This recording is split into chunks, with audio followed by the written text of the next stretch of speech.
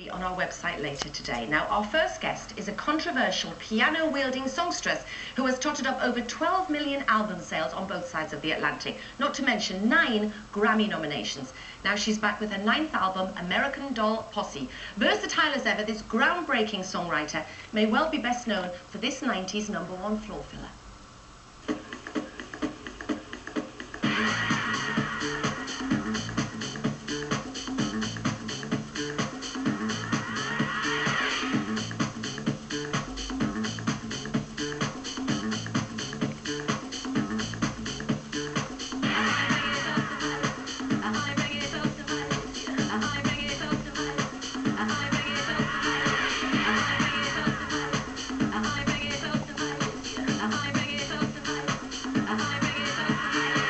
Please welcome Tori Amos.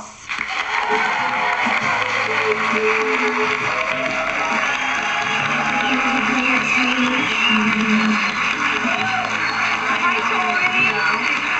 Hi.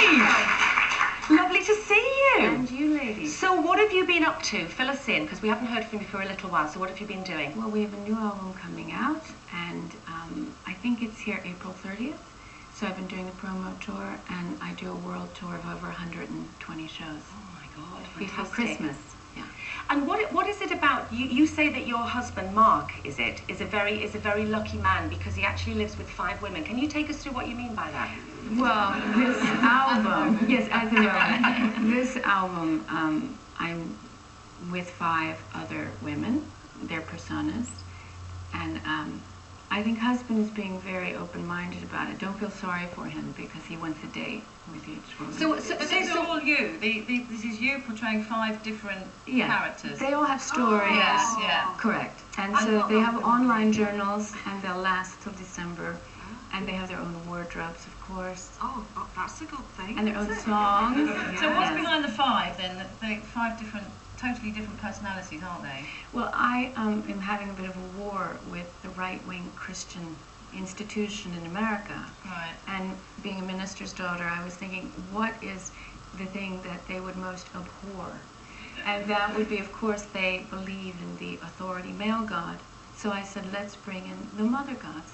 So, of course, I went to ancient Greek mythology and based my women around those character types. Oh. Right. And which one is your character? Which one of them is? Well, yes, the musician in me holds Demeter because she's the mother creator. But sometimes I feel closer to the other girls, depending on what mood, of course, you're in. That's a great excuse for having a bad mood, though, isn't it? It's not me. It's her.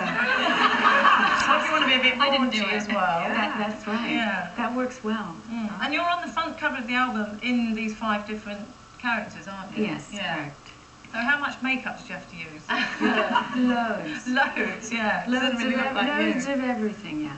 Now you're quite open in your songwriting, Tori. I mean, you don't you sing about kind of frivolous, girly topics. You really address some very traumatic issues in your songs that have happened to you, particularly one where horrendously you were raped. Is that therapeutic? Do you use that as something to sort of, get things off your chest, as it were, in your music? Well, it seems to me the only way that you can really combat destruction is through creation, and I don't feel that staying in a victim space as a woman takes you anywhere to a good place. So I've had to push myself to using events that happen in a creative way, and it does transmute them. It turns them around so that you don't feel, why has this happened? Things happen to all of us, and you can choose how you respond to it. So she was there. You can deal with it.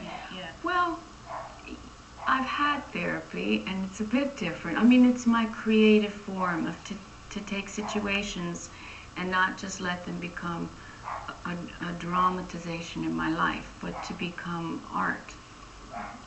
Now, your dad had a big role in your background because he actually discovered a kind of a child prodigy, really, at the age of 3 with you on piano. Was it as young as that he discovered your talent?